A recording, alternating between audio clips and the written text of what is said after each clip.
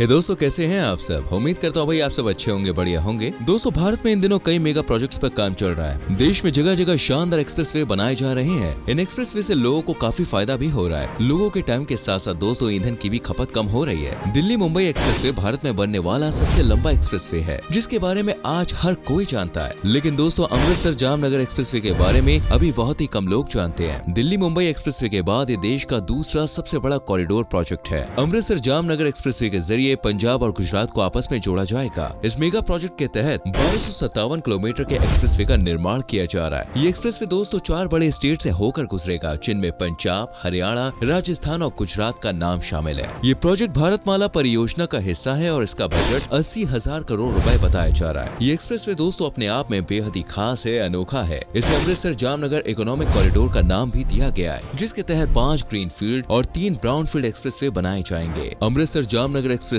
आखिर इतना खास क्यों होने वाला है और किस तरह ये देश के विकास में महत्वपूर्ण भूमिका निभाएगा, इसके बारे में आइए डिटेल में बात करते हैं। सबसे पहले बात करते हैं कि आखिर इस एक्सप्रेसवे की जरूरत क्यों पड़ रही है। आखिर क्यों सरकार 80,000 करोड़ रुपए का एक एक्सप्रेसवे बनाने पर खर्चा कर रही है। असल में अभी तक पंजाब को दोस्तों गुजरात से जोड़ने वाला कोई भी डायरेक्ट हाईवे या एक्सप्रेसवे मौजूद नहीं है। अलग अलग नेशनल हाईवे और स्टेट हाईवे से होकर एक स्टेट से दूसरे स्टेट तक पहुँचना पड़ता है। इन दोनों स्टेट्स के बीच में दोस्तों कई बड़े इंडस्ट्रियल एरिया, मेजर पोर्ट्स और ऑयल रिफाइनरी मौजूद है। यानी एक बड़ा इकोनॉमिक कॉरिडोर बनाने की योजना बनाई जा रही है। अमृतसर से जामनगर तक पहुंचने में दोस्तों वर्तमान समय में 26 घंटे से अधिक का समय लगता है और करीब 1400 किलोमीटर से ज्यादा की दूरी वाहनों को तय करनी पड़ती है। नए एक्सप्रेसवे से दूरी 150 किलोमीटर घटकर करीब 1257 किलोमीटर रह जाएगी और ट्रेवलिंग टाइम में 10 घंटों की कटौती होगी। यानी कि जिस रास्ते को पार करने में अभी 26 घंटे का समय लगता है, वो रास्ता केवल 14 से 15 घंटे में पूरा हो जाएगा। इससे फ्रेट चार्जेस में काफी कटौती होगी। ट्रेवलिंग एक्सपेंसेस में दोस्तों कमी आने से अन्य चीजों के दामों में भी गिरावट आएगी।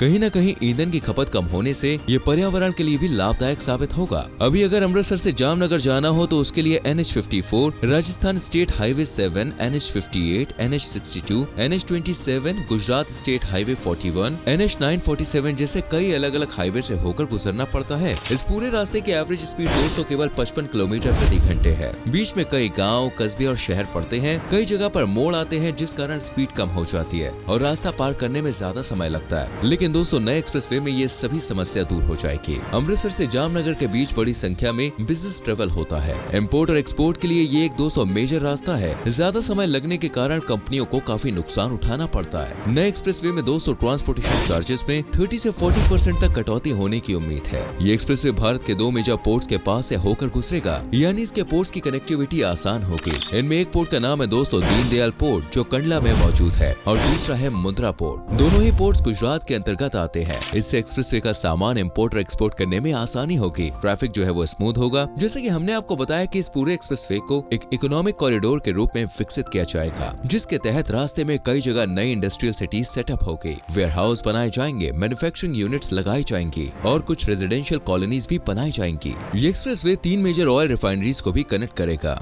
जिसमें HMEL Bathinda refinery, HPCL Barmer refinery और RIL जामनगर रिफाइनरी शामिल है। इन रिफाइनरी से दोस्तों क्रूड ऑयल, रिफाइंड पेट्रोल और पेट्रोलियम प्रोडक्ट्स के ट्रांसपोर्टेशन की कॉस्ट बचेगी और साथ ही इंपोर्ट एक्सपोर्ट भी बड़े लेवल पर हो सकेगा। आगे हम बात करेंगे कि आखिर ये एक्सप्रेसवे कौन कौन से शहरों को कनेक्ट करेगा और किन रास्तों से लिंक किया जाएगा। लेकिन उससे पहले जान लेते हैं कि आखिर इस एक्सप्रेसवे की खासियत क्या है। अमृतसर जामनगर एक्सप्रेसवे दोस्तों 1257 किलोमीटर लंबा होगा। इसका सबसे अधिक हिस्सा राजस्थान से होकर गुजरेगा। करीब 637 किलोमीटर का हिस्सा राजस्थान में है और इसका 80% से ज्यादा काम पूरा हो चुका है। वहीं गुजरात में ये 388 किलोमीटर कवर करेगा। पंजाब में दोस्तों 177 किलोमीटर का ये एक्सप्रेसवे होगा और सबसे कम हिस्सा इसका हरियाणा से होकर गुजरेगा, जो मात्र 45 किलोमीटर का रहेगा। इस एक्सप्रेसवे में दोस्तों हर 1 किलोमीटर की दूरी पर एक इमरजेंसी कॉल बॉक्स बनाया जाएगा। कोई भी आपातकालीन सिचुएशन होने पर ये इसी कॉल बॉक्स का इस्तेमाल किया जा सकता है और बहुत जल्द मदद वहाँ पे पहुँच जाएगी। इस एक्सप्रेसवे पर गाड़ियाँ 100 किलोमीटर प्रति घंटे की रफ्तार से दौड़ेंगी। पूरे एक्सप्रेसवे में करीब 20 से 25 हेलीपैड भी बनाए जाएंगे, जिसकी जगह फाइनल हो चुकी है। इनमें अधिकतर दोस्तों हेलीपैड राजस्थान वाले इलाके में बनाए जाएंगे। किसी को एयरलिफ्ट करना हो, वॉर की सिचुएशन उत्पन्न हो या अन्य सैन्य गतिविधियों के लिए इन हेलीपैड्स का इस्तेमाल किया जाएगा। VIP मूवमेंट्स में भी हेलीपैड यूज किए जाएंगे। ये पूरा एक्सप्रेसवे 4 से 6 लेन का होगा। पुराने हाईवेज को अपग्रेड कर 4 लेन का किया जाएगा। हालांकि अधिकतर जगह इसे 6 लेन का ही रखा जाएगा, जिससे ट्रैफिक सर पर दौड़ सके। इस एक्सप्रेसवे पर 6 से 7 हजार CCTV कैमरा लगाए जाएंगे। अगर कोई गलत लेन में ड्राइविंग करता है, ट्रैफिक नियमों का उल्लंघन करता है या फिर 100 किलोमीटर से ज्यादा ज्यादा की रफ्तार से गाड़ी चलाता है तो ऑनलाइन उसके पास चालान भेज दिया जाएगा। फिलहाल दोस्तों कुछ जगह इस हाईवे पर टोल बूथ बनाए जा रहे हैं, लेकिन ऐसा कहा जा रहा है कि आने वाले समय में टोल बूथ खत्म कर दिए जाएंगे। इसकी बजाय जगह जगह एंट्री और एग्जिट पॉइंट्स बनाए जाएंगे, जिससे व्यक्ति को तय की गई दूरी के आधार पर टैक्स चुकाना होगा। अभी यदि कोई 5 या 10 किलोमीटर की दूरी भी तय करता है तो उसे पूरा टोल देना पड़ता है। ये एक्सप्रेसवे भटिंडा के पास Guru Nanak thermal power plant से कनेक्ट होगा। इसके अलावा श्री गंगानगर के पास Suratgarh super thermal power plant से भी इसे कनेक्ट किया जाएगा। बॉर्डर के पास इमरजेंसी परिस्थितियों में भी ये एक्सप्रेसवे काफी मददगार साबित हो सकता है। ये एक्सप्रेसवे प्रोडक्टिव एग्रीकल्चर सेंटर को भी कनेक्ट करेगा, जिनमें खास तौर पर पंजाब, हरियाणा और राजस्थान वाले इलाके आते हैं। इससे फूड एंड डेयरी प्रोडक्ट्स को लाने ले जाने में आसानी होगी और इन सामान का एक्सपोर्ट भी बढ़ेगा। इस पूरे इकोनॉमिक कॉरिडोर से आम लोगों को भी काफी राहत मिलेगी। कई नए बिजनेस यहाँ पर डेवलप होंगे, जिससे लोगों को रोजगार मिलेगा। साथ ही देश की अर्थव्यवस्था को मजबूती भी मिलेगी। लुधियाना भटिंडा बद्दी की इंडस्ट्रियल बेल्ट को हाईवे से कनेक्ट किया जाएगा। साथ ही दिल्ली अमृतसर कटरा एक्सप्रेसवे से भी इसे लिंक किया जाएगा,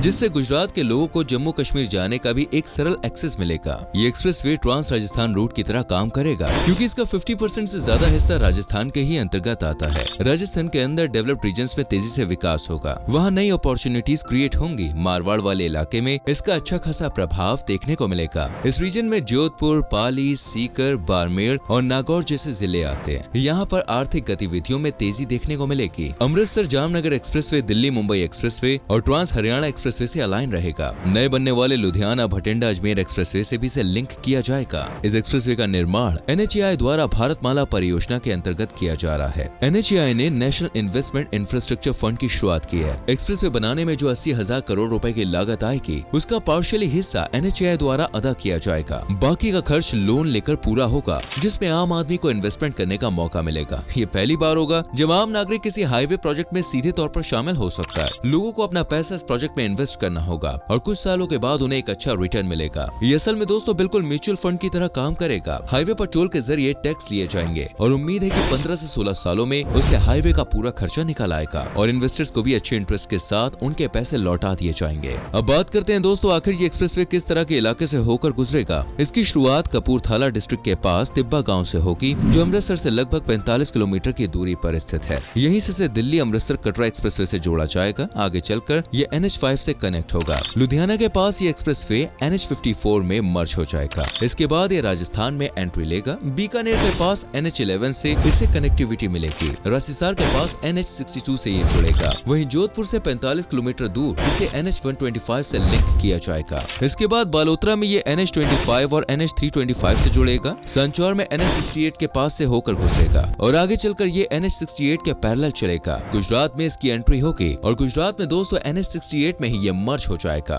थराद में ग्रीनफील्ड कॉरिडोर की शुरुआत होगी, जो संतालपुर तक चलेगा और इसके आगे ब्राउन फील्ड सेक्टर की शुरुआत होगी, जो NH27 के साथ चलेगा। समखियाली में ये एक्सप्रेसवे NH41 से कनेक्ट होगा। यहाँ पर मुद्रा पोर्ट और कांडला पोर्ट पर जाने के लिए एग्जिट पॉइंट्स बनाए जाएंगे और अंत में ये NH15 1A में मर्ज हो जाएगा। इन सभी नेशनल हाईवेज के अलावा ये कई सारे स्टेट हाईवे से होकर भी गुजरेगा और गुजरात के जामनगर तक पहुंचेगा। साल 2019 में इस एक्सप्रेसवे पर काम शुरू किया गया था। सितंबर 2023 में इसे पूरा करने का लक्ष्य रखा गया है। उम्मीद है कि दोस्तों समय पर टारगेट अचीव कर लिया जाएगा। इस एक्सप्रेसवे को बनाने के लिए NHAI ने अलग अलग कंस्ट्रक्शन कंपनियों को ठेका दिया हुआ है, जो अलग अलग पार्ट्स में ये प्रोजेक्ट कंप्लीट कर रहे हैं। इससे किसी एक कंपनी के मनमानी भी नहीं होगी और एक कंपनी के कारण पूरे प्रोजेक्ट पर भी असर नहीं पड़ेगा। इस 1257 किलोमीटर एक्सप्रेसवे में 5 ग्रीनफील्ड कॉरिडोर और 3 ब्राउनफील्ड कॉरिडोर बनाए जा रहे हैं। ग्रीनफील्ड कॉरिडोर दोस्तों उन्हें कहते हैं जिनका निर्माण बिल्कुल नए सिरे से होता है। करीब 915 किलोमीटर एक्सप्रेसवे ग्रीनफील्ड कॉरिडोर रहेंगे। बाकी का 342 किलोमीटर का हिस्सा ब्राउनफील्ड एक्सप्रेसवे रहेगा, यानी कि पुराने हाईवेज को ही दोबारा से डेवलप कर इस प्रोजेक्ट का हिस्सा बनाया जाएगा। आज के समय में एक्सप्रेसवे बनाने में दोस्तों ग्रीन कॉरिडोर का अधिक इस्तेमाल किया जाएगा। फिलहाल भारत में करीब 22 एक्सप्रेसवे पर काम जारी है, जिसके तहत 8000 किलोमीटर के नए एक्सप्रेसवे बनाए जा रहे हैं। जो नए एक्सप्रेसवे बनाए जा रहे हैं उससे यकीनन कार्गो व्हीकल्स का डेली ट्रेवल बचेगा। साथ ही ट्रेवलिंग टाइम में कटौती भी दर्ज की जाएगी। इससे देश को आर्थिक फायदा होगा और देश वैश्विक स्तर पर अलग पहचान बनाने की दिशा में एक कदम आगे बढ़ाएगा। वर्तमान समय में भारत का सबसे लंबा एक्सप्रेसवे होने का गौरव पूर्वांचल एक्सप्रेसवे को प्राप्त है, जो पूरी तरह संचालित है। ये एक्सप्रेसवे गाजीपुर जिले को दोस्तों लखनऊ से जोड़ता है। अभी तक सबसे ज्यादा एक्सप्रेसवे उत्तर प्रदेश में बने हुए हैं, लेकिन धीरे धीरे देश के अन्य राज्यों में भी इनका विस्तार किया जा रहा है। अमृतसर जामनगर एक्सप्रेसवे के बारे में ये सभी जानकारी आपको कैसी लगी हमें कमेंट सेक्शन में जरूर बताइएगा। और क्या आपने भारत में नवनिर्मित समेत किसी एक्सप्रेसवे पर सफर किया है? अगर हाँ, तो अपने एक्सपीरियंस कमेंट सेक्शन में हमारे साथ जरूर शेयर करें। आने वाली वीडियोस को देखने के लिए हमारे चैनल को सब्सक्राइब करके बेल आइकॉन प्रेस करें, जिससे आने वाली वीडियोस आपसे मिस ना हो। मिलते हैं अगली वीडियो में। Till then bye bye, take care.